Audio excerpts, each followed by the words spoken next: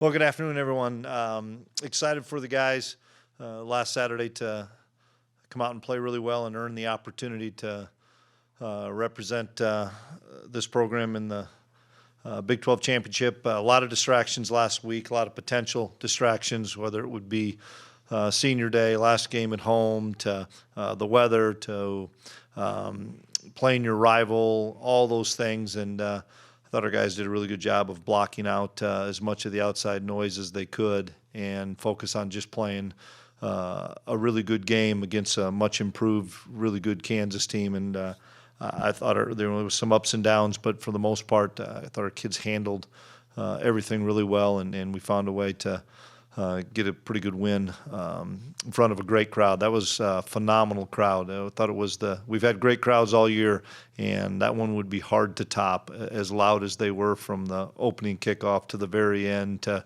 seeing our players go and engage with the fans afterwards. I thought it was a great crowd and can't thank them enough.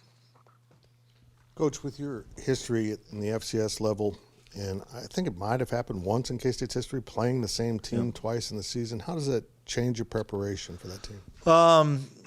We've done that an awful lot, and you still look at the most recent body of work. For us, it was 6 games, then played them, and we had a plan for those 6 games, and then you got to look at the next 6 games.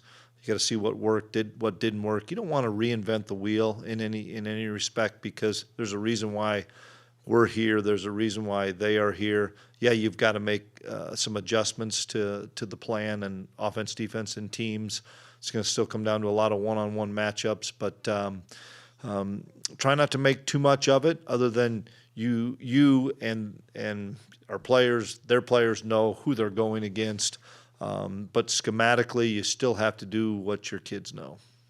How far has your offense come or evolved since that second half at TCU where it was such a struggle for Will and the offense? Yeah, a couple things. We didn't see the ball very much because we couldn't get it back from them. But I just think they're so much more comfortable, being that Will's played a handful of games now and taken, the majority of the reps with the ones for the last 3+ weeks.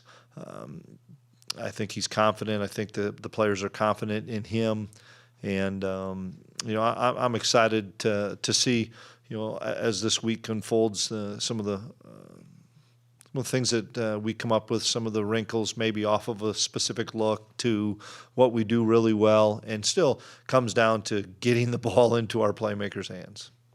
Teams often take the character of their quarterback throughout the team. What does TCU reflect Max Duggan's toughness and tenacity? Yeah, and you talk about a team that has overcome an awful lot of adversity as well. They've had a number of games where it came down to the last possession or two, and they found a way, whether it was on offense or on defense. The defensive effort they put out against Texas was phenomenal, to the last drive against Baylor where they have to have a hurry-up field goal to win it. You can tell he's the leader of the football team. I'm sure they got a bunch, but just really impressed with him because he's such a competitor.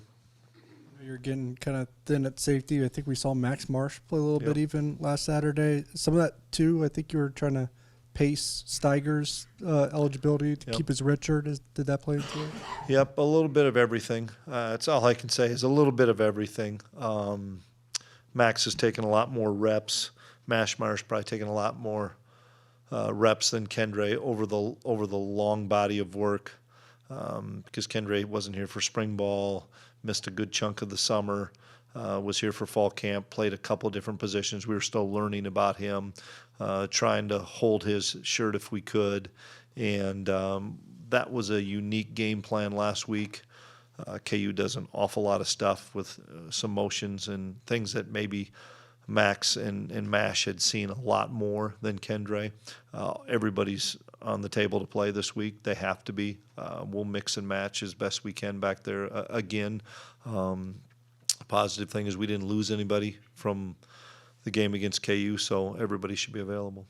I think this was kind of the timetable maybe you were expecting to maybe get Adrian back. Yeah. What's his status? Will's going to be the guy, and Adrian has helped us get to this moment without question because of his body of work that he's done in the first half of the season. There's an outside chance that he could be available this week. We'll learn probably more Wednesday and Thursday, and if he is, like I said, Will be the guy, but we've got to have a package or something for Adrian just because of the unique skill set that he does have. I know we'll can't talk about the specifics for another few weeks, but just how much of a recruiting jolt in general have you received from this late surge down the stretch? We'll find out, I think, in another couple weeks. But there's so many things going on in the landscape of college football that you don't realize the jolts you're going to see in the next 3 weeks. Coach, I want to ask you about Will. He talked about after the game on Saturday, he talked to the guys after the TCU game and said, we feel like we're going to see these guys again. Have you kind of felt that attitude permeate throughout the locker room? No. That's more of a player deal, I'm guessing. We lost that game, and we had to find ways to continue to get better and try to win each week because we had a tough schedule still ahead of us. And I know as coaches we never had that cross our minds. We were trying to get ready for each upcoming opponent. And once again, if you try to look ahead, you're going to get knocked off and beat. And so never came across my mind. I'm sure the guys talk about a lot of things, and it never really entered my mind, honestly, until after the West Virginia game where it was, okay, we know if we win, who the opponent's going to be. Even though TCU had probably secured their spot long ago, we never even thought about that stuff. So then at least we could start some advanced scouting on them. And then when you think about that game against TCU, you guys obviously had a lot of injuries. Kind of taking time to reflect on it, did that maybe help your depth in the long run? It could have. There's a lot of guys that, as you watch the tape, that played, especially on defense, that either are not playing right now or helping us on special teams. You forget we played 3 quarterbacks that game. I mean, I when I was going back and looking at it, forgot that Rubes even got in there. But no, that was a physical game. We lost some bodies, but they came back and beat us. I mean, that we can say all we want about we didn't do this or didn't do that. Give TCU credit. They came back from being down and stayed the course and stayed in the fight and found a way to get ahead and win the ball game. And we have to find ways to finish plays, finish drives, get off the field on defense. That's the biggest thing that I think that disappointed us is we couldn't get off the field on defense. Thus, our offense just never had the ball much in that second half. In what ways would you say TCU is maybe different now than they were when you guys first played them? They're better. I hope we're better for going through the games that we have. After even though we suffered one loss after that, we had some really good road wins that and in tough places to win. And so I think our guys gained some confidence there. But I know they're better.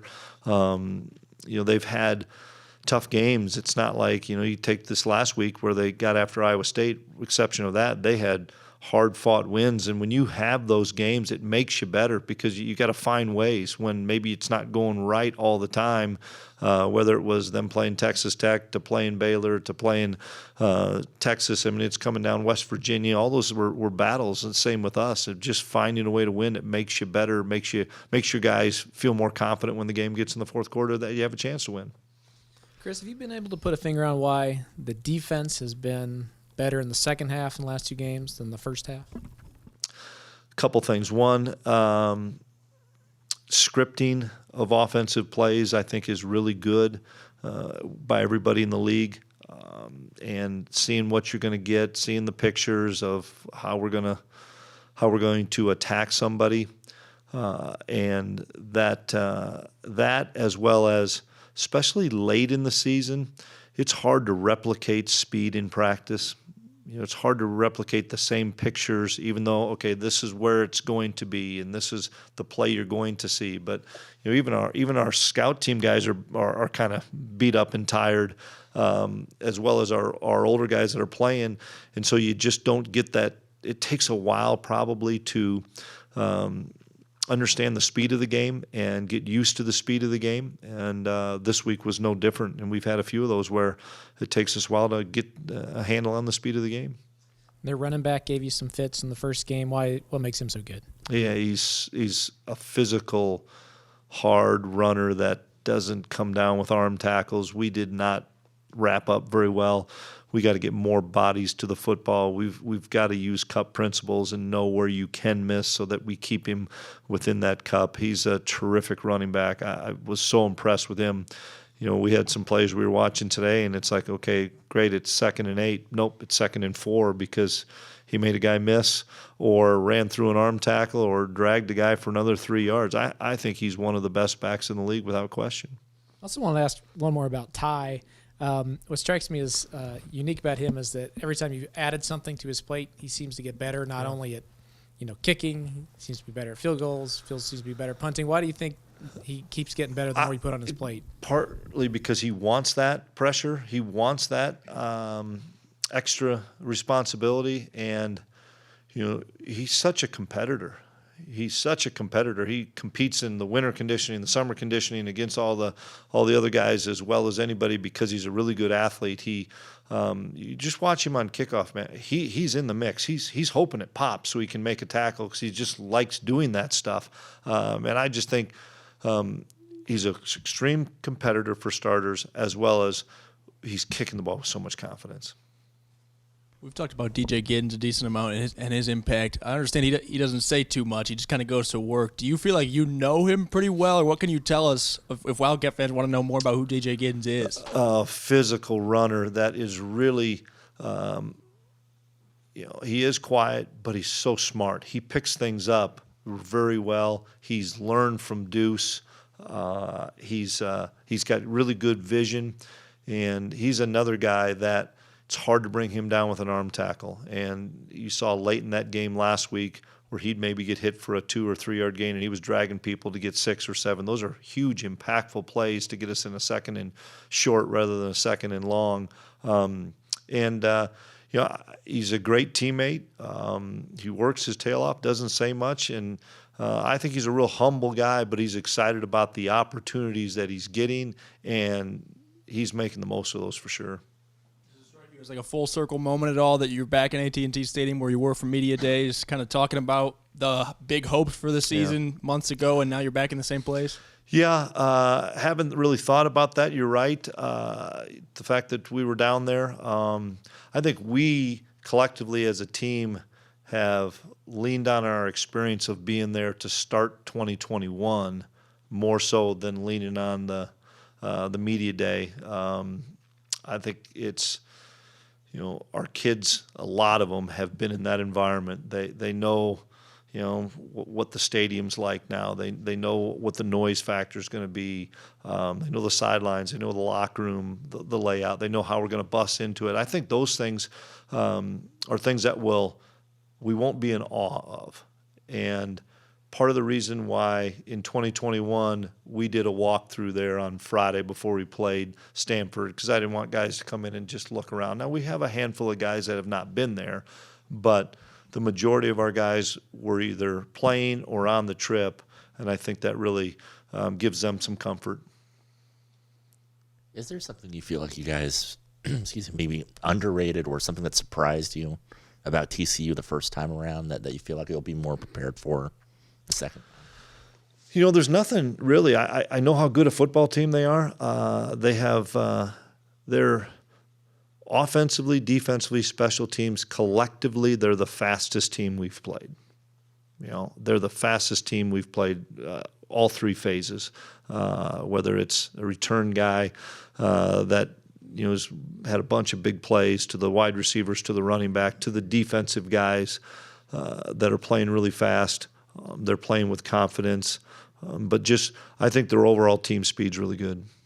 And then I know you talked about ways that you felt like TCU has improved since then. What are some ways, offensively, defensively, special teams, that you feel like you guys have improved since TCU? Special teams were much improved from a coverage standpoint, and Ty's a big part of that in how he's kicking the football, as well as a lot of those guys that were playing early on.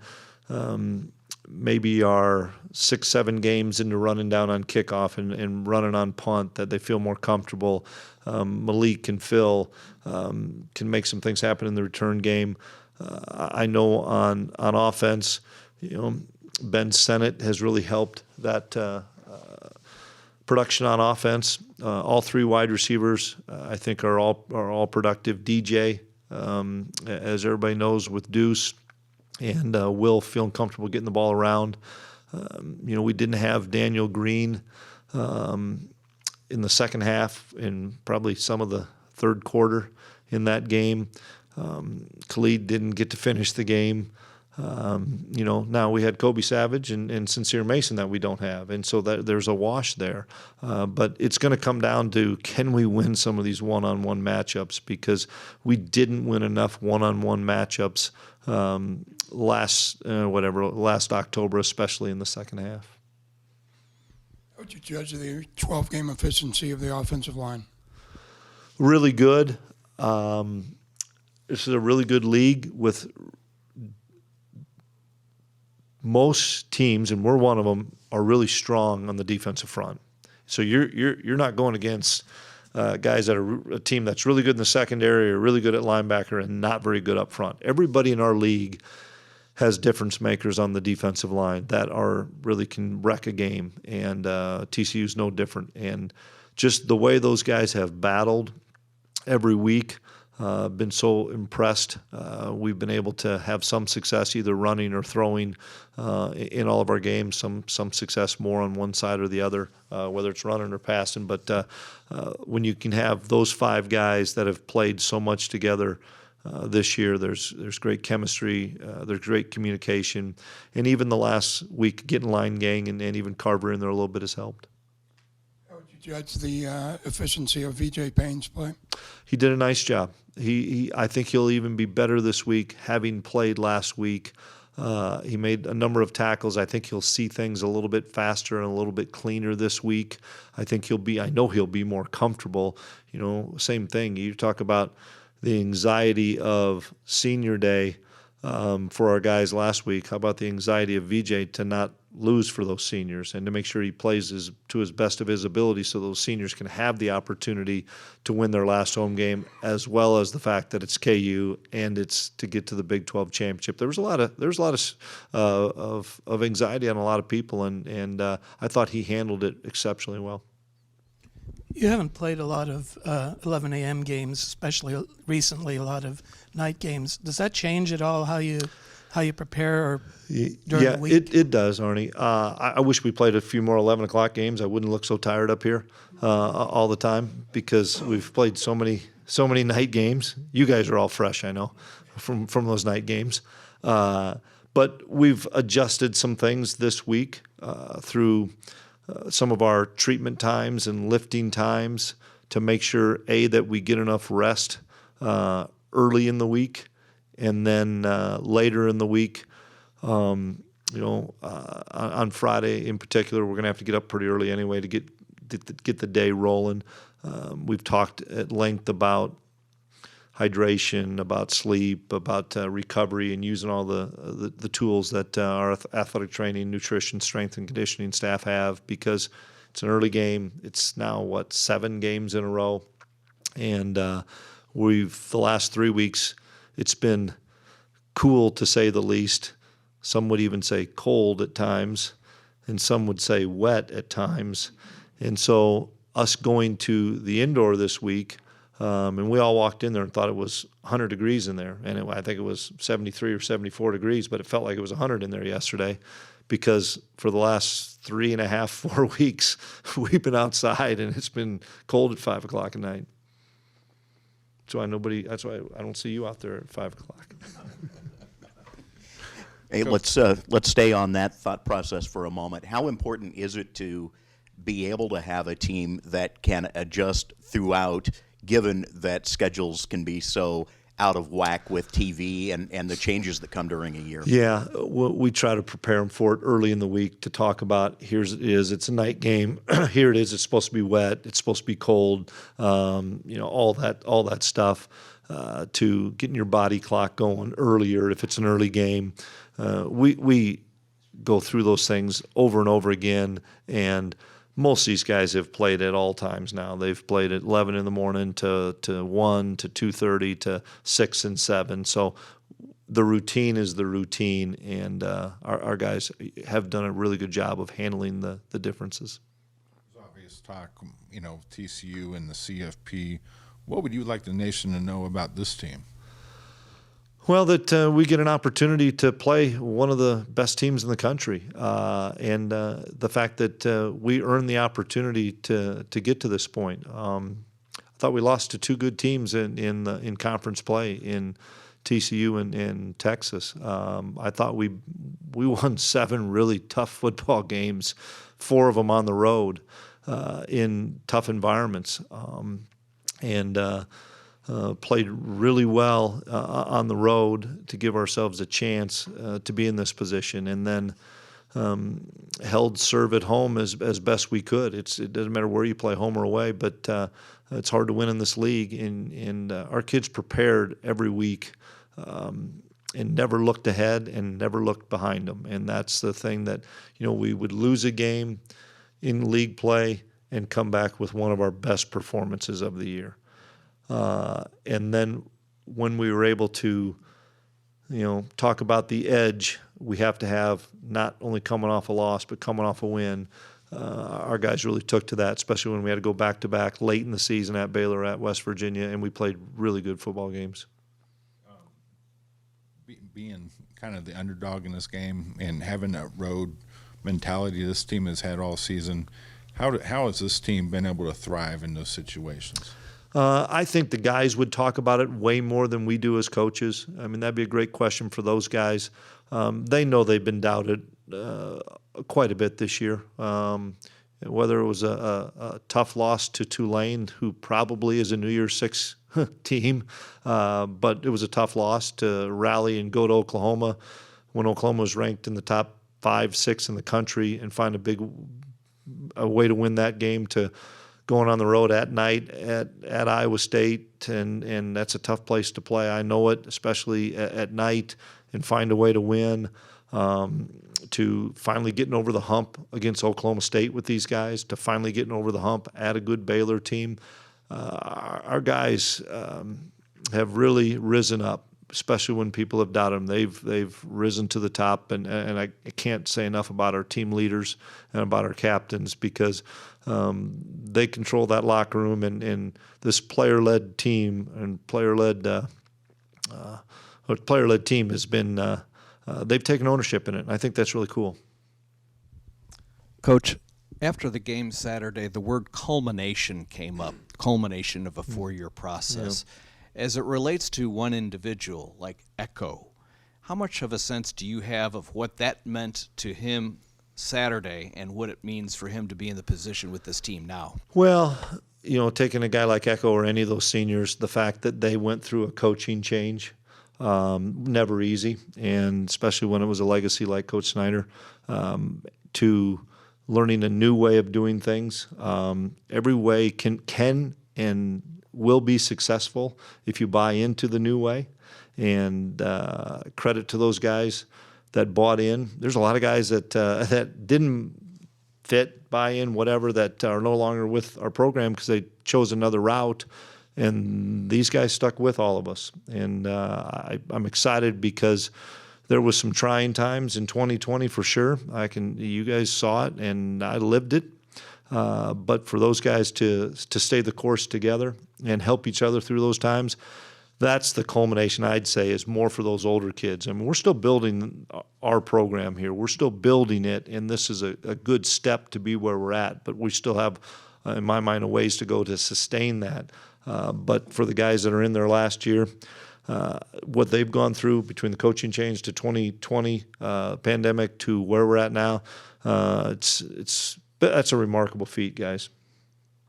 Coach, after 12 games, how would you describe this version of Kansas State, this team? One, we've become more disciplined. Our penalties have been down. Our turnovers have been down. We've been opportunistic with our offense when we get turnovers. We have stayed in the fight when things aren't going well, to the questions we have before of, boy, we can't stop somebody early on, we stay in the fight, to, we're not doing real well offensively in the second half at times, to staying in the fight. I think our guys know it's never going to be easy, and they have to find a way to stick together, believe in each other, believe in the process, believe in the program, that if you attack each day one day at a time, get yourself prepared every day to be good on Saturday. And our kids have done a phenomenal job from the last practice on Thursday, and we talk about this every week, the last practice on Thursday to when we play that game on Saturday, whether that's 48 hours to a night game to about 40 hours to an early afternoon or morning game. They attack the heck out of that last 40 hours with all the preparation, all the walkthroughs, all the meeting to make sure that they're focused and ready to play. Finally, if something happens with Will on Saturday, is Adrian Martinez available? That's what we hope, but we can't answer that probably until through the day on Wednesday. I don't know how many. I don't know how many reps he's going to be able to get. Won't get any today. We hope he can get some tomorrow. If not, Rubes and Jaron will take those. It's going to be a day-by-day process, but I know the kid is chomping at the bit to be available, and we'll see where it's at. We will maybe not know till Saturday, but it's not like, hey, we don't know who's playing. We know Will Howard's going to play. And if Adrian can give it a go, if we need him in a situation, whatever that situation is, and can use him, and it's safe to use him, we would use him. Chris, this may be similar to a couple of questions ago, but if there was one reason that you got to this game this year, what is it? The senior leadership. Period. How they've handled coming off of a bowl win. Which brings energy to a program, to how they handle the winter, to how they handle the spring, to how they handle the summer. They've been building up to the season, and we had high expectations in that locker room. Had some difficult times, but found ways to be successful at the critical moments as well, to win some big time games. So I'm excited for these guys to have this opportunity.